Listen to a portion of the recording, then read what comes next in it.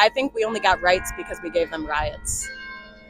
There are powers at play that are trying to make everything a culture war when it's really supposed to be a war of wealth inequality. The people who are controlling this country are telling us you should be mad at each other because you're different, when really we're just beating each other up for no reason, and we aren't able to make any actual changes that are going to fix the country. Oppressing trans people, removing our rights, isn't going to make things better. Like, that's not going to make your eggs any cheaper in the market. The ruling class, like the people at the top, have been pushing this narrative of like the nuclear family, like the man, the woman, the child, and I think there's like a threat. This is like a threat to that. I don't know like what you think of that, or if you agree with that. I mean, I definitely agree that there's like those pushes, those things. I'm someone that lives my life very much outside of that. I am a trans polyamorous dyke.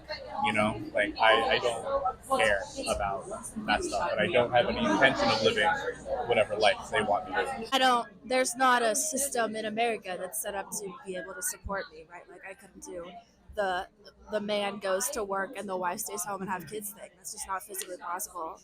And I think that larger corporations are working really hard to make sure that poor people and disabled people and people of color, especially if they're also queer, don't have resources. I think I did want to ask.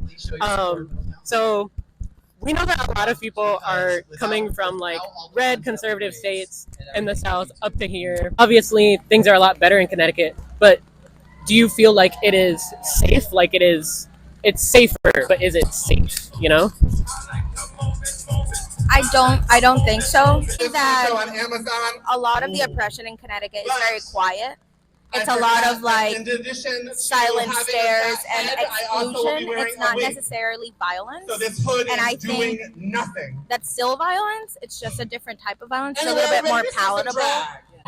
People are not as vocal as you would think. And that's what's scary. Like you don't know who your neighbor is. I mean, I currently work in a school district that moved me away from being with a queer student because I gave them resources like the Trevor Project and the local organization Q+. And I was told that was beyond the scope of my responsibilities. Wow, and what school district was that? Yeah, and if you're not comfortable saying that's fine. But that was in Connecticut. I'll say it's one of the Windsors. There are kids now that are as afraid as they were in the early 2000s about being queer at school.